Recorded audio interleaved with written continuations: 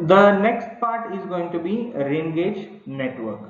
But before I start this rain gauge network, even I want to have some discussion on these particular rain gauge stations what just now we saw. Okay, so first thing, if I just try to add up the advantages and disadvantages for these rain gauge stations. Okay, so nothing like these all have the advantages. No, there are certain disadvantages.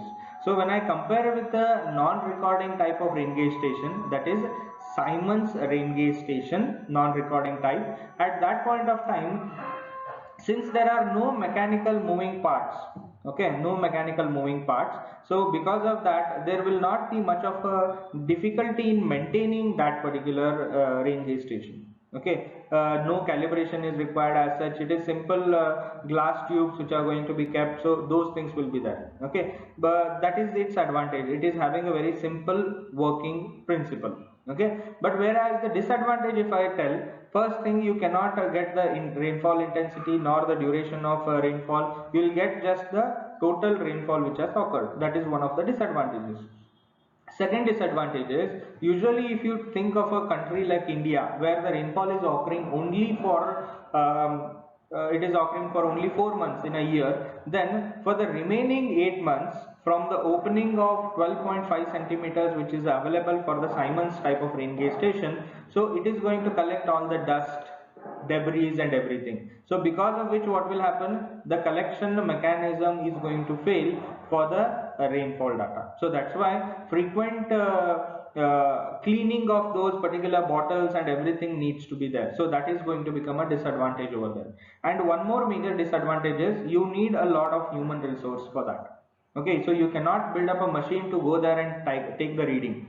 The again difficulty comes is, imagine a skilled or an unskilled labor is going there just to take down that reading. Then what may happen, every time what he reads down, then you need to pay that person, right? So for going there and doing that, so basically it is a job. So you need to pay that person. So that is one requirement, that is labor requirement is more. Second thing is, by any chance that person who is reading that measurement, okay, so if he writes it incorrectly, because that usually what happens, a single person will collect the rainfall data from n number of rain gauge stations based on the conditions. Basically you cannot say that this is true, but whenever he is trying to write down that reading, imagine if he takes down wrong, so again that is going to become an inaccuracy factor for that Siemens type of rain gauge station. So these are the advantages and disadvantages of Siemens type of rain gauge station.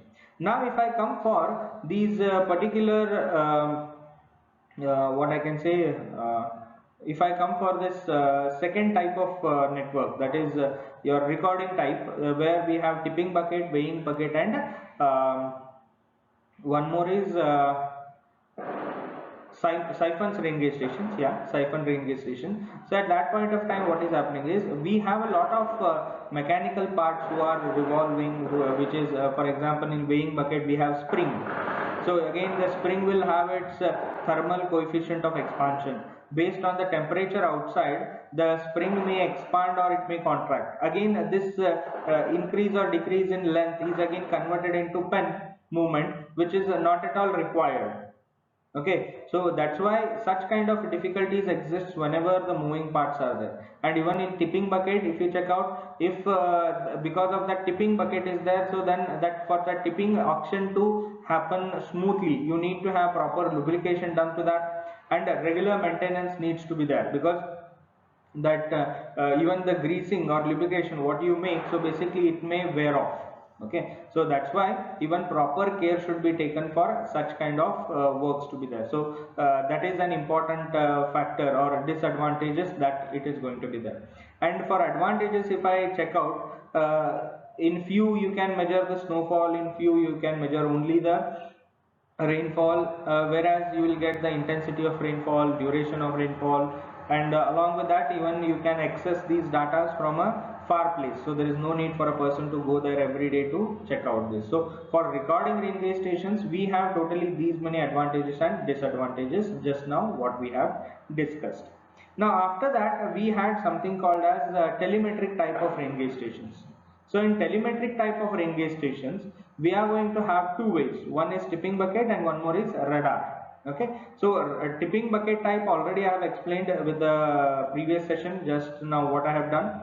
And now for radar, let us check out how that is going to be. Okay, so then we'll come for this rain gauge network. Okay, so let me finish that radar section first.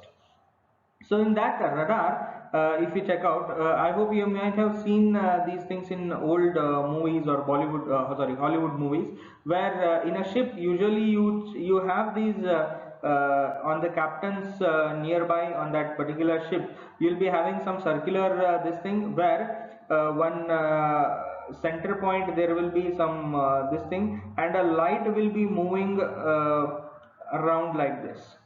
And whenever this particular light moves around, right, so if anything is there in the vicinity of that ship, basically you are going to see that in a bright colored something like this.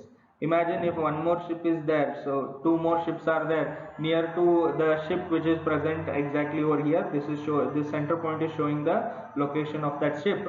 So at that point of time, these brightened figures are going to show any obstructions or any materials which are going to be there in the vicinity of that. So how this particular thing works is, here usually you are going to have one emitter. Okay, emitter will be there, and one receiver. What actually happens is, once these red lines or these waves, radio waves are taken up, so once it hits any of the obstruction, okay, so the partially it is going to get reflected back. So that is again collected from a receiver, and the same thing is visualized something like this. Okay, the same thing, this particular reflection, whatever is being collected is shown in terms of this particular aspect. So based on the intensity of rainfall which is occurring over here we are not interested in the obstructions or ships, just now what I have shown. But if you don't want that obstruction, you may be wanting with respect to what, the rainfall which is occurring, right? So these are the rays which are going outwards. So whenever they pass, and imagine here I have some rainfall which is occurring in this area. Okay, so because of that rainfall, what will happen, the atmosphere is going to be a bit more denser than the atmosphere where the no rainfall is occurring.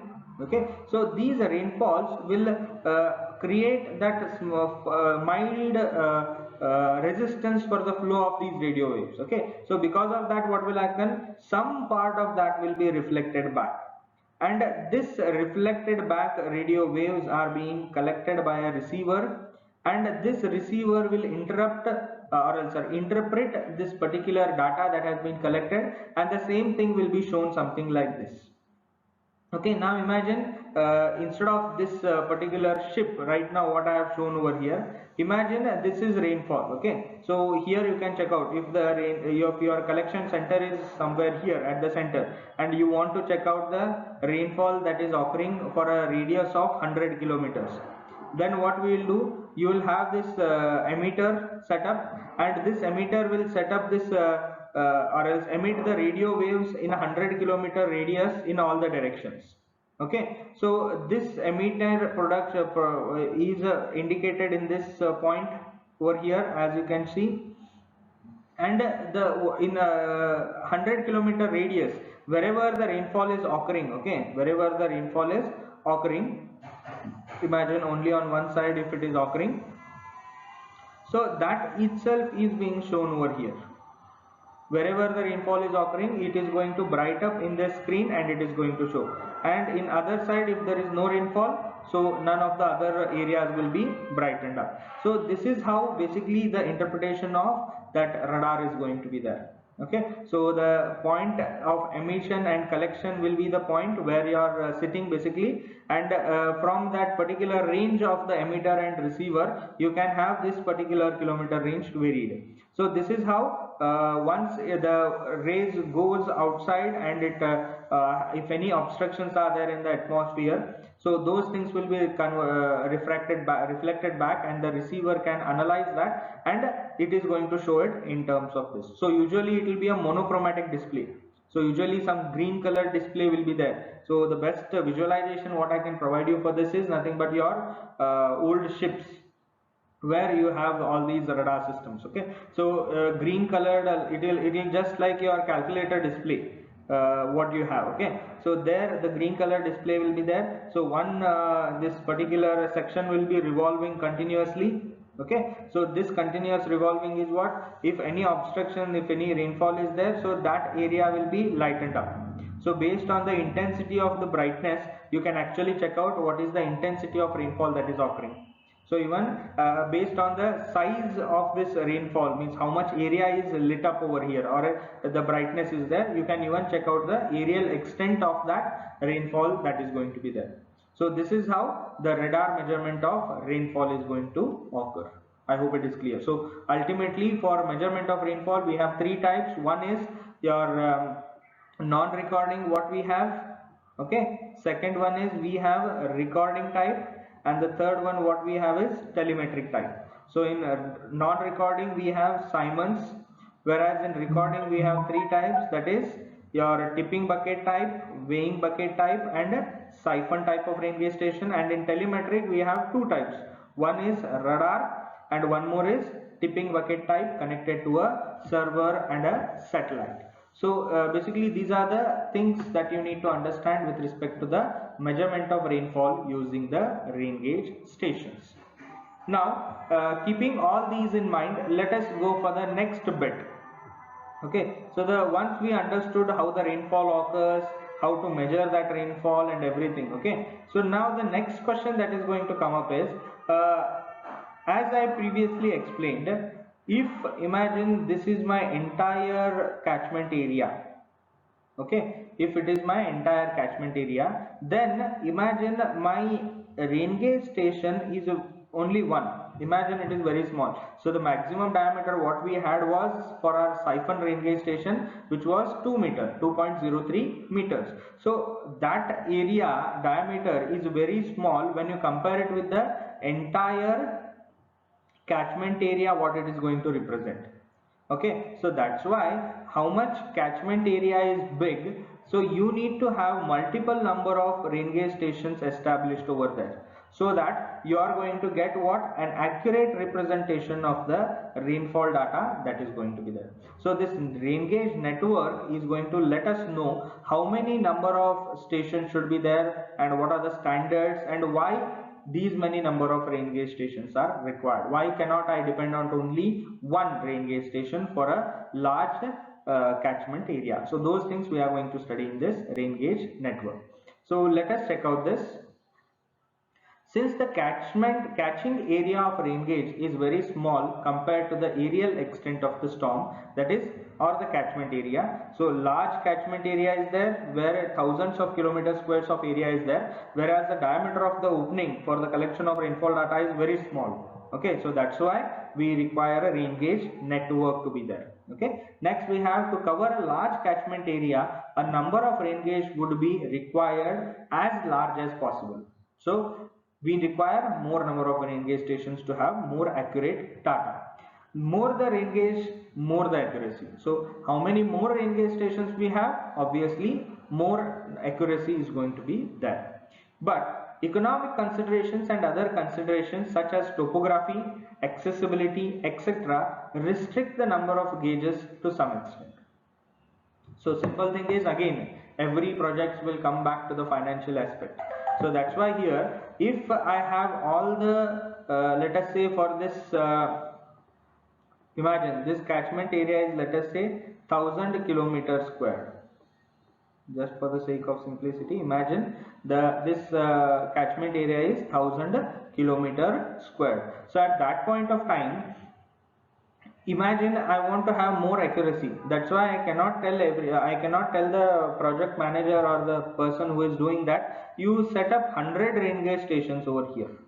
I cannot do that. If I do that, obviously the accuracy will be more. But what about the cost? Even the cost of this project is going to be very huge. Again, if this cost is more, you are going to have a lot of limitations. Okay, so that's why you need to make sure that to have the accuracy also into consideration, as well as economic consideration. So economic aspect also, if you consider, you need to find out something called as optimum number of rain gauge stations. So this will be a compromise between the accuracy as well as the economy. So those things should be there. Now, how to get this optimum number of rain gauge stations? We'll just get it in the next slide. Even the why I cannot have this more number of rain gauge station is because of the topography.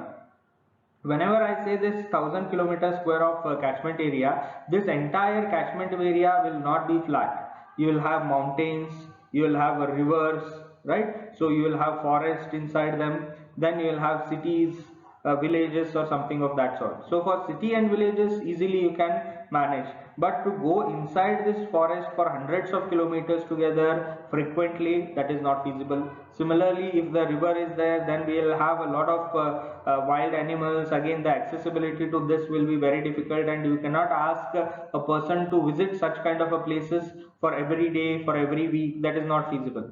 Along with that, if you check out the what I can say, mountains, right? So obviously the for reaching these mountains itself, you will take usually weeks of trekking together. So again, at that point of time, if you have more number of rain gauge stations, but because of this accessibility difficulty, if you cannot access those rain gauge stations, even at that point of time, even if you have hundreds of rain gauge stations which are there in this catchment area, that is not going to be useful. I hope you got this point. So that's why even if you have economic feasibility, even then because of the topography and the accessibility issues, you cannot reach all the rain gauge stations at once for collecting the data. Okay, so that's why we need to determine something called as optimum number of rain gauge stations, where it will be a compromise between the accuracy as well as the economic aspect, plus you will take into consideration all these accessibility issues, whether it is a mountain or a river or a forest, whatever that they are going to come under. So based on that, we have certain standards. With that, we can actually get what should be the optimum number of rain gauge stations. So this is basically the introduction for rain gauge network. Rain gauge density. So now, after the rain gauge network, what we have seen, so the next term or part that comes is rain gauge density. So the World Meteorological Organization, that is WMO, recommends the following densities.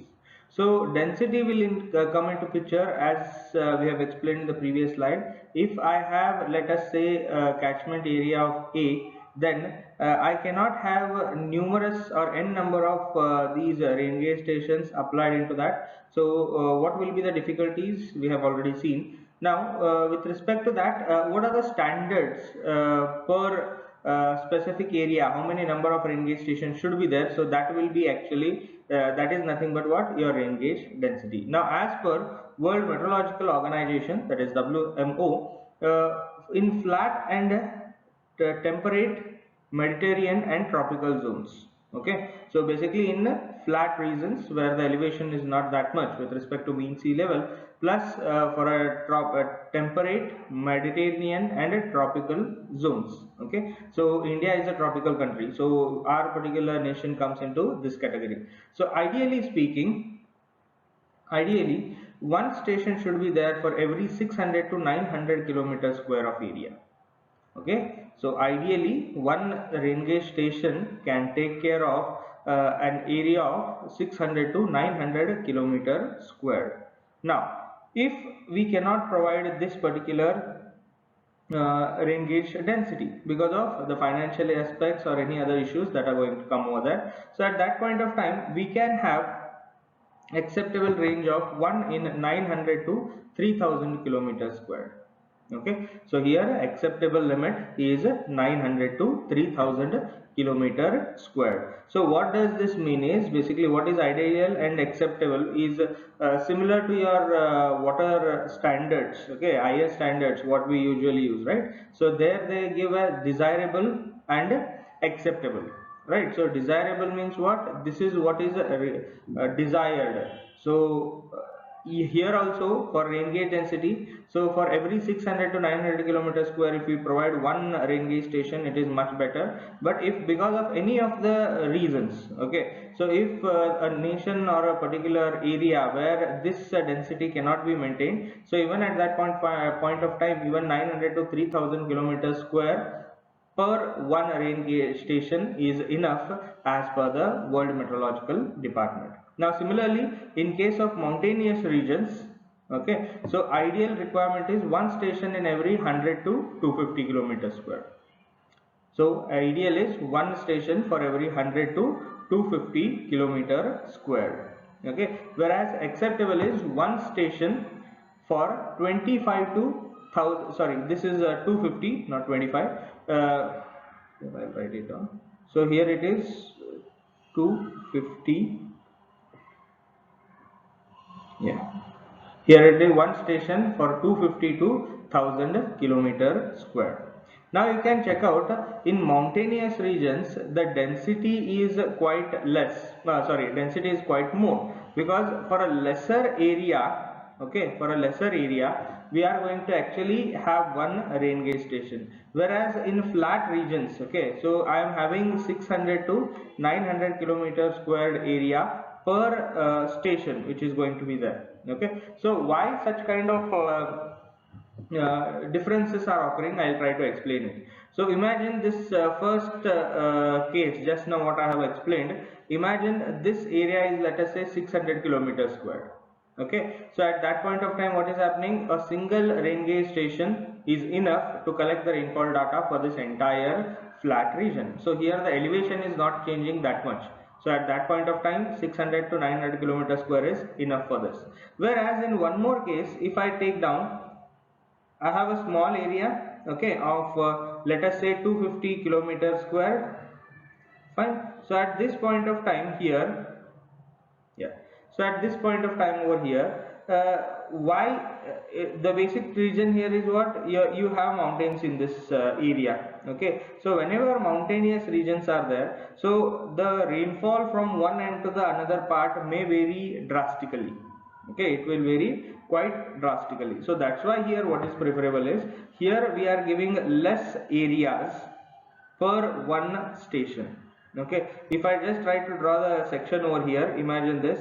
I have, let us say, like this, two mountains which are there. Okay, so even we have studied types of precipitation, where this orographic precipitation, basically there we have windward and leeward side. So with respect to all these aspects, right now what we are going to have, if I consider that one, so because of that, what will happen? In one side there may be huge quantum of rainfall, whereas on the other side there might not be any rainfall. Similarly, on the other side again you might have huge quantum of rainfall. So the variation of rainfall that might occur in a mountainous region is quite high.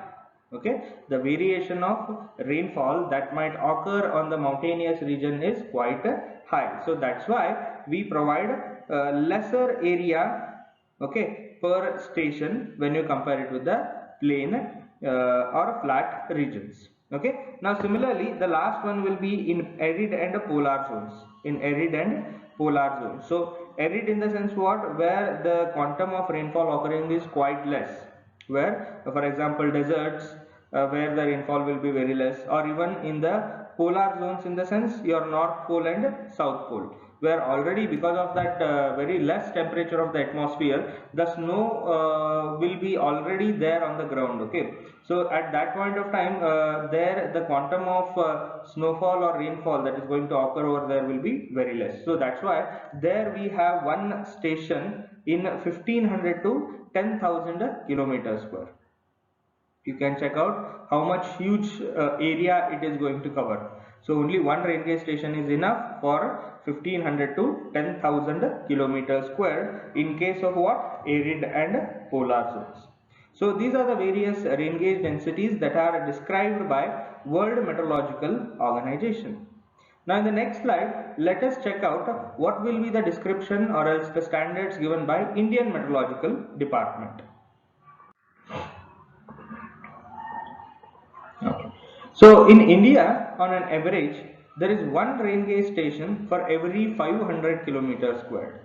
Okay, while in more developed countries, one station is there for 100 kilometer squared.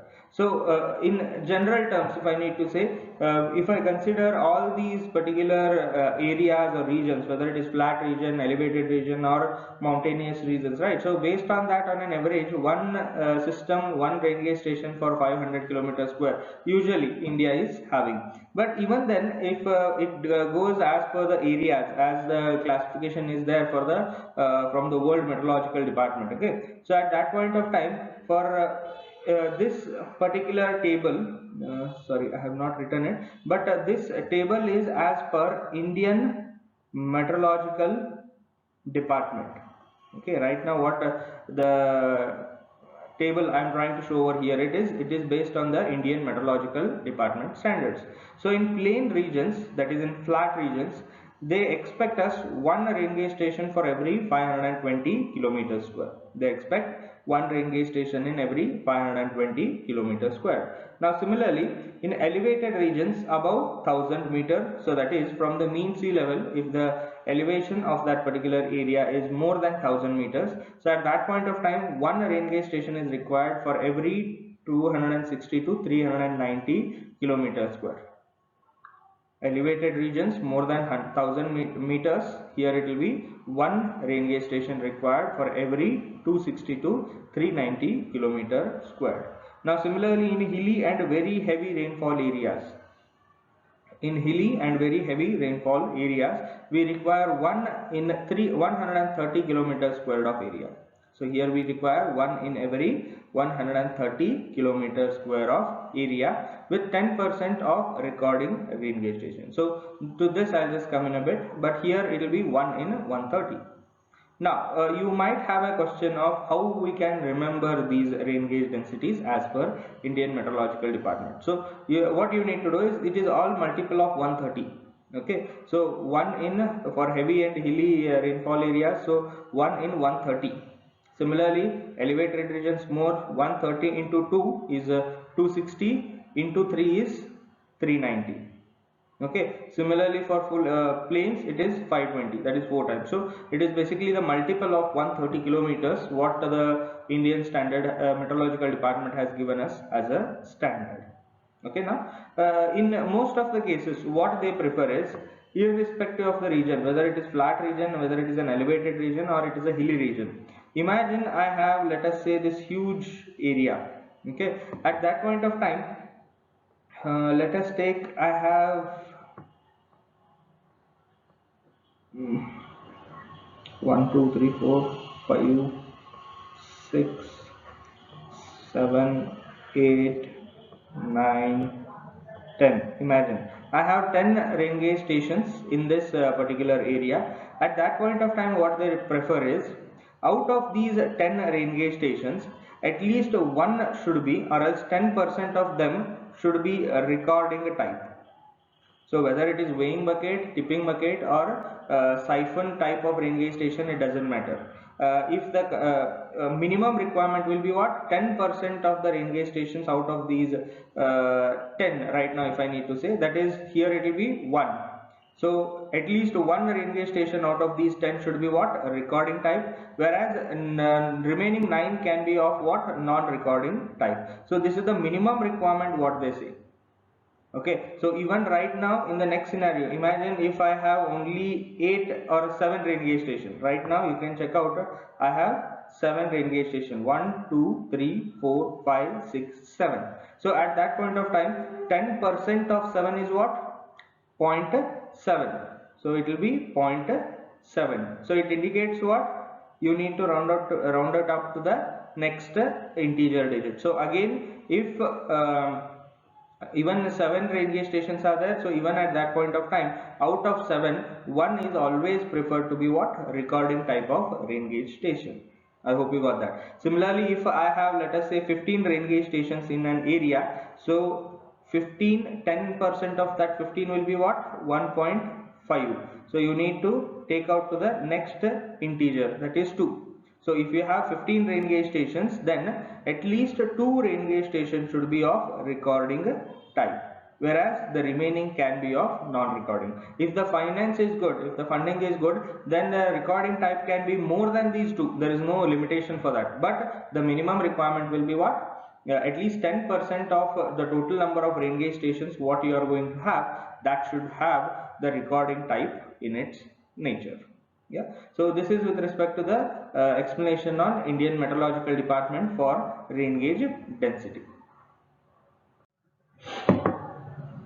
Now, the major step, the second one that is going to be there is, if imagine I have an area of catchment area of, let us say, 1500 kilometer square. Okay, I have a area of 1500 kilometer square. So at that point of time, even statistically, I want to determine how much should be the number of rain gauge stations that are required to be placed inside this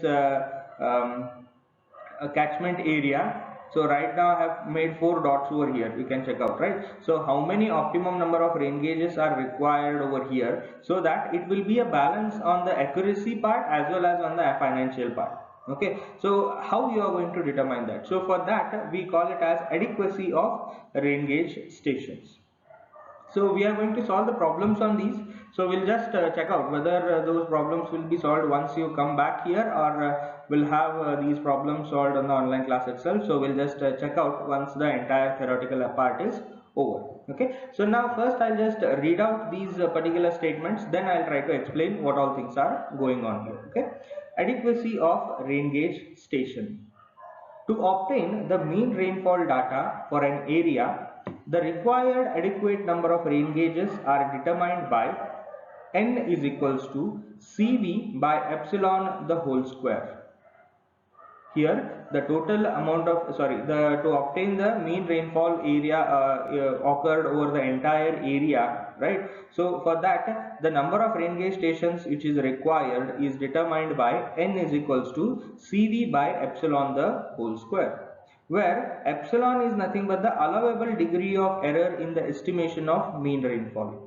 So as I said, as and when the number is more, so right now here I have only pointed 4, then I may have this epsilon value as, let us say, 10%.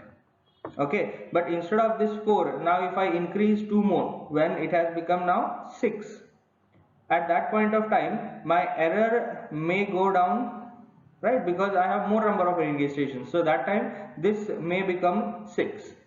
Okay, so I hope you got that. So epsilon is going to give you the degree of error or percentage error in calculation on or in measurement of the rainfall data. So this epsilon is going to give you nothing but the degree of error, and usually this we express in terms of percentages.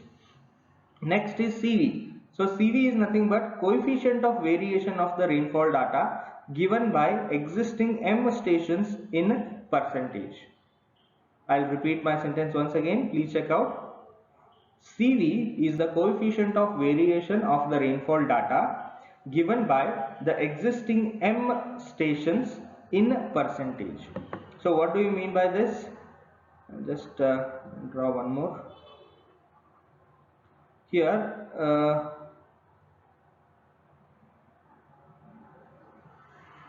okay, so in this I have an area. Okay, imagine I have 1, I have 2, I have 3, and I have 4 rain gauge stations. Okay, so how many number of rain gauge stations are already existing in that area? That is equals to what? M. Right now here M is equals to how much? 4. So actually this Cv will represent the coefficient of variation of rainfall given by these 4 stations. So in this case what?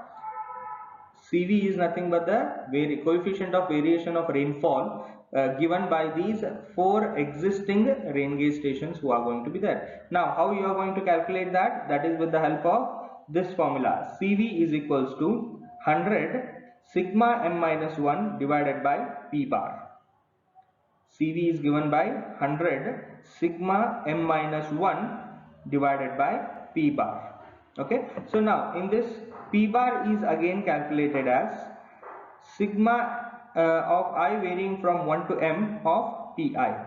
So P bar is nothing but what? Mean precipitation. So if all these four rain gauge stations are collecting different data, right? So then the average of that is going to be what? Your mean precipitation. So what do you mean by this? I'll try to explain here. For example, let us say this has collected 10 mm, this has collected 15 mm, and this has collected 5 mm, and let us say 20. Yeah, again this has collected 10 mm, just for the sake of simplicity. Okay, so total amount of rainfall collected, how you are going to measure this or calculate this P bar is nothing but you are going to add 4 of these. Okay, right now it is 10, okay, plus 15 plus 5 plus 10, so total it is going to be how much? 40. It is going to be 40 mm of rainfall collected divided by uh, 1 by m, right? So 1 by m is what is the value of m? Right now it is 4, so it is 40 by 4. So the average rainfall collected by all these rain gauge 4 stations, that are 4 rain gauge stations which are there, that is going to be 10 mm. So this is how you can determine this P bar. This is as simple as that. Okay, next we have sigma m minus 1. So sigma m minus 1 is nothing but the standard deviation of the values which have been calculated by these 4 rain gauge stations. Okay, sigma m minus 1 is nothing but the standard deviation which are collected from the existing m number of rain gauge stations in a catchment area. Okay, now I hope you know what is standard deviation, right? So here I'll try to explain that in a simplest form possible. Okay, right now if you check out, we have these 4 random numbers which are there. Okay, and the average is, arithmetic average is 10. But right now what does this standard deviation will give you is, it is going to give you the variation of these 4 numbers. It is going to give you variation of these 4 numbers with respect to the arithmetic average of the lot. I'll repeat my sentence. It is going, standard deviation is going to give you the variation of these 4 digits that have been measured by the 4 rain gauge stations with respect to the arithmetic mean of that particular lot. Okay, so if you check out this formula, what it gives you is, it is square root of 1 by m minus 1 sigma varying from 1 to m Pi minus P bar the whole squared. Okay, so it is sigma m minus 1 is equals to square root of 1 by m minus 1 sigma varying from 1 summation of I varying from 1 to m Pi minus P bar the whole squared. So again we will solve the problem. So at that time how this standard deviation comes, what value it is going to be, and how it is going to differ from the mean precipitation with actual calculations, I can show you in a much better way. Okay, so these are the formulas what you are going to use now. So ultimately the adequate number of rain gauge stations or optimum number of rain gauge stations are determined with the help of n is equals to Cv by epsilon the whole square, where epsilon is nothing but the percentage of error in the degree of calculation. Cv is nothing but the coefficient of variation. So for this Cv, again we have a formula as 100 sigma m minus 1 by P bar. So in this again, how you are going to calculate sigma m minus 1, there is a separate formula, and ultimately again how you are going to calculate P bar, that is a separate formula. That. So based on all these calculations, ultimately you are going to end up in this value of n. Okay, so whenever we solve the problems, in this case we need to go from bottom. First we will calculate P bar, then sigma m minus 1. Based on these two calculations, first we will calculate Cv, and then with the given value of epsilon, we are going to put it in this n formula to get the optimum number of rain gauge stations. Now imagine after doing all these calculations, okay, after doing all these calculations, at that point of time, if your m is greater or equals to n, what do you mean by that is, ultimately once you calculate this value of n, okay, by this particular formula which is being given over here, imagine right now if that value of n, okay, if that value of n optimum rain gauge stations that are required has come is equals to 3. Okay, optimum number of rain gauge stations that are required from this formula, if it has come to 3. At that point of time, this condition is satisfying. M is greater than or equals to n. So M value is how much? Here it is 4. M value is 4 over here, whereas optimum number required is 3. So in that case, whatever the existing rain gauge stations are available, those are more than enough to collect the rainfall data with a percentage of error epsilon that will be given in this formula.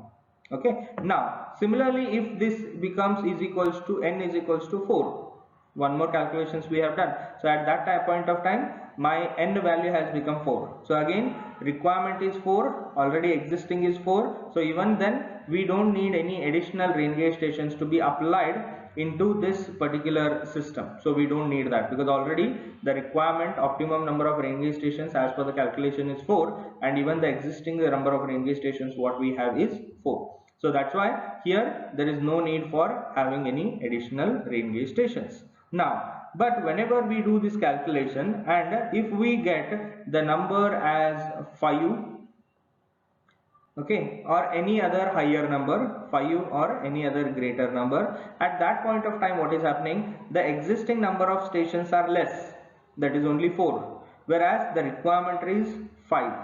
So at that point of time, if you check out, you require what? One additional rain gauge station to be established in this area. Okay, one additional rain gauge station should be established in this area, so that we can have, or else we can match up with the accuracy which is given by this epsilon, or the percentage error in the calculation, so that will reduce. So even that can be there for that. So as and when the n value increases, okay, so this n minus m rain gauge station should be adopted inside the catchment area.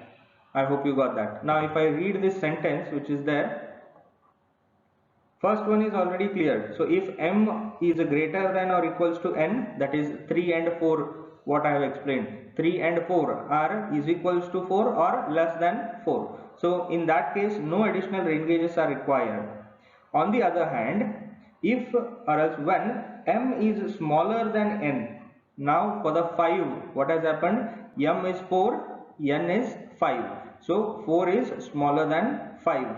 So at that point of time, n minus m rain gauges needs to be installed to have an acceptable value of mean rainfall. You can check out here. So to have that acceptable value of mean rainfall with a given error, then I need to make down that n minus m additional rainfall rain gauge stations to be adopted over here. Okay, and out of that again, usually what, if epsilon value is not given, they usually consider it at 10%.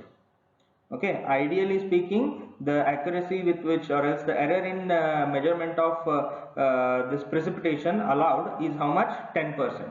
So we need 90% accuracy and 10% error is allowed. If they have given any specific value of epsilon, then for the calculation we can take that, or else we can just assume this epsilon value as 10%. Okay, so this epsilon value as 10%, what we are going to say is epsilon is nothing but the error. 10% error is allowed for the calculation of this optimum number of rain gauge stations. So in special cases, this epsilon may be 5%, 2%, 4%. So based on that particular requirement, basically you can use that for this calculation. So we'll see whether you come here or to the offline classes, or we'll continue with this. So based on that, even we'll have problems on these optimum number of rain gauge stations.